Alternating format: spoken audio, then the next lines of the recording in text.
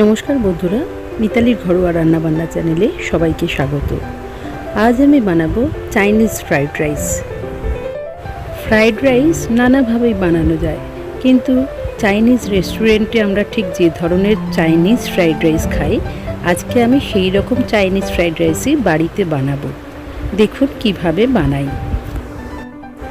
মোটামুটি ঘরে থাকা সব উপকরণ দিয়ে এই রাইসটা আমি বানাবো এবং যেটা বাড়ির বাচ্চা থেকে বড় সবার ভীষণ ভীষণ ভালো লাগবে, এটা আমি কথা দিতে পারি।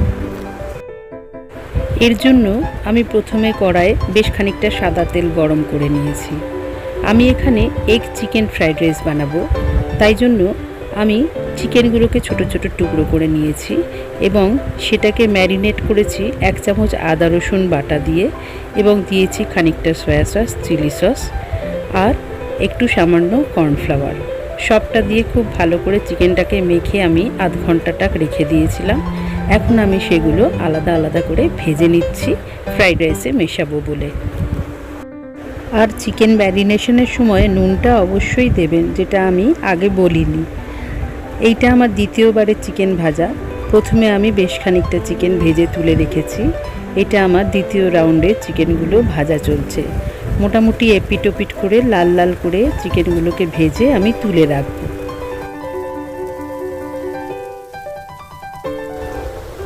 চিকেনগুলো ভাজার সময় আঁচটা খুব বেশি বাড়াবেন না, মিডিয়াম আঁচে চিকেনগুলো ভাজলে ভেতর অবধি চিকেনগুলো সেদ্ধ হয়ে যাবে।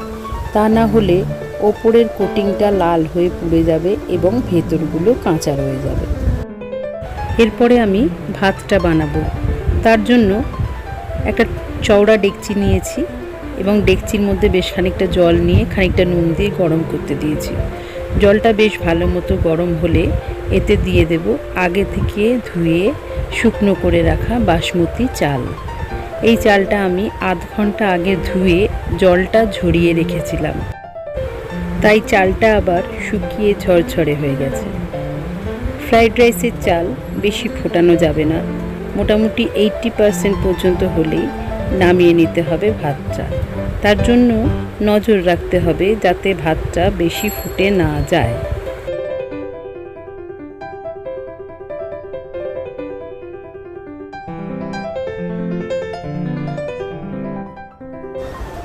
মোটামুটি 5 থেকে 7 মিনিটের মধ্যেই ভাতটা হয়ে যাওয়ার কথা। চালগুলো গোটা গোটা থাকবে, দেখে বোঝা যাবে ভেতরটা সেদ্ধ হয়েছে, অথচ ভেঙে যাবে না। এই রকম অবস্থায় চালগুলো নামাতে হবে। এবার আমি নিয়ে নিয়েছি কিছু সবজি, যেমন গাজর, বাঁধাকপি এবং বিনস।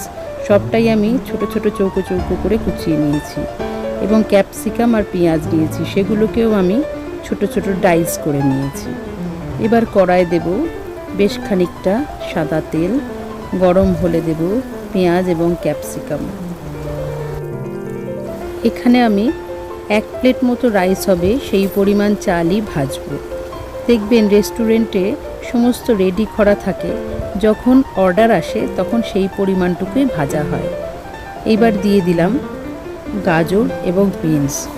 গাজরটা সেদ্ধ হতে একটু সময় লাগে, তাই একটু আগে দিয়ে তেলে ভালো করে নাড়াচাড়া করে নিতে হবে। এতে দিয়ে দেব সামান্য পরিমাণ নুন, যাতে সবজিটা একটু তাড়াতাড়ি নরম হয়ে সেদ্ধ হয়ে যায়, কিন্তু পুরো কাদা কাদা সেদ্ধ হবে না। এরপরে দিয়ে দেব 1 মুঠো বাঁধাকপি। বাঁধাকপিটাও খুব ভালো করে তেলের মধ্যে নেড়ে চেড়ে মিশিয়ে দেব, কিন্তু খুব বেশি সেদ্ধ কোনো সবজি হবে না। সবজিগুলো যখন নরম হয়ে আসবে তখন দিয়ে দেব আগে থেকে ফেটিয়ে রাখা একটা ডিম। ডিমটাকে খুব ভালো করে স্ক্র্যাম্বল করে সবজির সঙ্গে মিশিয়ে একসঙ্গে ভেজে নেব। ইচ্ছে করলে আগে থেকে স্ক্র্যাম্বলড এগও করে রাখতে পারেন, কিন্তু ফ্রাইড রাইসের ক্ষেত্রে সবজির সঙ্গে এই রকমভাবে ডিম ভাজলেই বেশি ভালো লাগবে। ডিমটা সব সবজির সঙ্গে খুব ভালোভাবে মিশে ভাজা ভাজা হয়ে গেলে এখানে আমি দিয়ে দেব রাইস। রাইসটা আমি দেব 1 প্লেট পরিমাণ মতো, তার বেশিও দেব না, তার কমও দেব না। চালগুলোকে ভাজতে পারবো এই রকম জায়গা রাখবো কড়ার মধ্যে, কারণ এই ফ্রাইড রাইসে প্রত্যেকটা চাল আলাদা আলাদা করে ভাজা ভাজা করতে হবে এবং সবটাই করতে হবে পুরো চড়া আঁচে। আঁচ কিন্তু কমানো যাবে না। এবার এতে দিয়ে দেব পরিমাণ মতো নুন, একটু চিনি, সামান্য একটু আজিনামোটো আর গোলমরিচের গুঁড়ো। আজিনামোটোটা অপশনাল, দিতে পারেন নাও দিতে পারেন, কিন্তু চাইনিজ রান্নায় অথেন্টিক চাইনিজ টেস্ট আনতে হলে আজিনামোটো দিতে হবে। দিয়ে দিলাম সামান্য সয়া সস আর একটুখানি চিলি সস। এই সব মশলাগুলো দিয়ে খুব ভালো করে পুরো ভাতটাকে টস করতে হবে।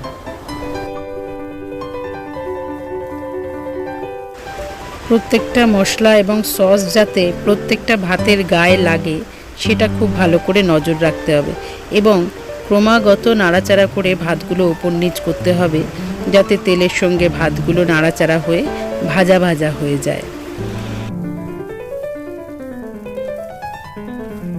ভাতগুলো ক্রমাগত নাড়াচাড়া করতে করতে এর রঙটা আস্তে আস্তে পাল্টে যাবে। যতক্ষণ না ভাতের রং পরিবর্তন হচ্ছে ততক্ষণ কিন্তু চড়া আঁচে ভাতগুলোকে নাড়াচাড়া করে যেতে হবে। আমার এই রান্নাটি যদি আপনাদের ভালো লেগে থাকে বন্ধুরা, তাহলে আমার চ্যানেলটাকে সাবস্ক্রাইব করতে ভুলবেন না, আর সব নোটিফিকেশান সবার আগে পাওয়ার জন্য বেল আইকনটাকে প্রেস করে দেবেন, আর একটা লাইক দেবেন, শেয়ার করবেন আর কমেন্টস করলে আমার ভীষণ ভালো লাগবে বন্ধুরা।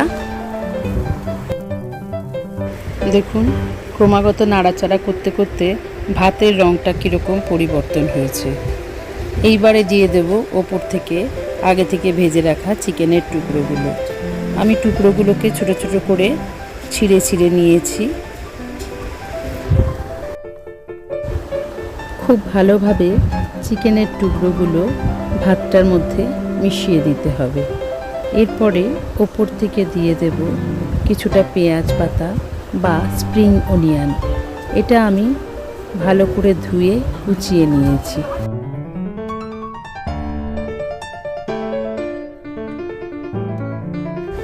ব্যাস একদম তৈরি হয়ে গেছে রেস্টুরেন্টের মতো চাইনিজ ফ্রাইড রাইস।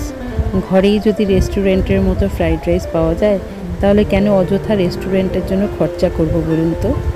দেখুন কি সুন্দর দেখতে হয়েছে ফ্রাইড রাইসটা, খেতেও ভীষণ সুন্দর হয়েছিল। আমি যেইভাবে বানালাম ঠিক সেইভাবে যদি আপনিও বানান তাহলে বাড়ির সকলে ভীষণ প্রশংসা করবে এই রান্নার।